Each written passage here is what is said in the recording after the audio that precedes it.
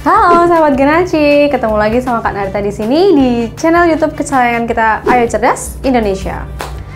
Hari ini Kak Narita akan menyampaikan materi tentang bunyi-bunyian. Nah, ini ada di pelajaran IPA ya, kalau di sekolah.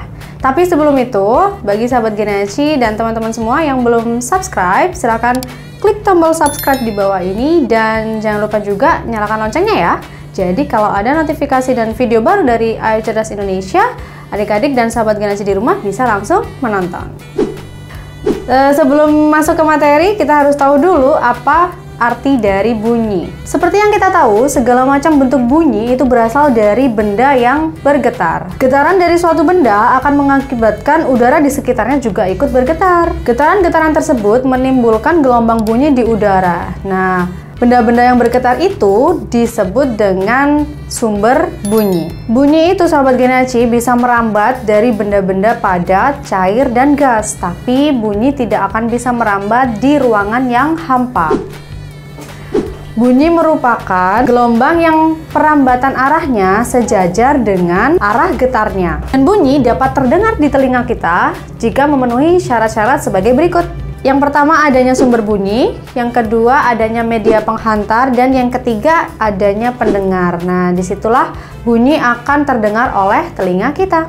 Bunyi yang berasal dari sumber bunyi sampai ke telinga pendengar atau telinga kita itu dengan cara merambat sahabat Genaci. Dan bunyi tidak dapat merambat tanpa adanya perantara. Bunyi yang merambat melalui benda padat dan zat cair akan lebih jelas terdengar daripada bunyi yang merambat melalui udara. Nah, sekarang kita masuk ke sifat-sifat bunyi. Sifat-sifat bunyi itu ada 3 sahabat Genaci. Yang pertama yaitu termasuk gelombang longitudinal, di mana gelombang yang arah rambatnya sejajar dengan arah getarnya. Yang kedua yaitu perambatannya membutuhkan medium. Dan yang ketiga, yaitu dapat dipantulkan. Sekarang kita masuk ke materi jenis-jenis bunyi. Nah, jenis-jenis bunyi ini juga berbagai macam sahabat Genaci. Hal ini tergantung karena frekuensinya. Frekuensi itu sendiri adalah banyaknya getaran yang terjadi di setiap 1 detik. Satuan frekuensi adalah Hertz atau biasa disingkat dengan Hz. Berdasarkan frekuensinya tadi, bunyi dibagi juga menjadi 3 macam, yaitu yang pertama adalah bunyi infrasonik, di mana bunyi ini memiliki frekuensi yang paling rendah,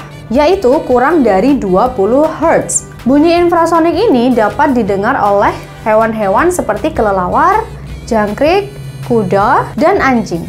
Yang kedua adalah bunyi audiosonik. Bunyi audiosonik ini adalah bunyi yang memiliki frekuensi di antara 20 sampai 20.000 Hz. Nah, bunyi audiosonik inilah yang bisa didengar oleh manusia. Dan yang ketiga atau yang terakhir adalah bunyi ultrasonik, di mana bunyi ini memiliki frekuensi yang sangat tinggi, yaitu lebih dari 20.000 Hz. Dan bunyi ultrasonik ini dapat didengar oleh lumba-lumba. Nah, kalau tadi kita sudah tahu tentang sifat-sifat bunyi, kemudian jenis-jenisnya, sekarang kita akan mempelajari tentang sumber bunyi. Seperti yang tadi Kak Narita bilang, sumber bunyi adalah benda-benda yang dapat menghasilkan bunyi.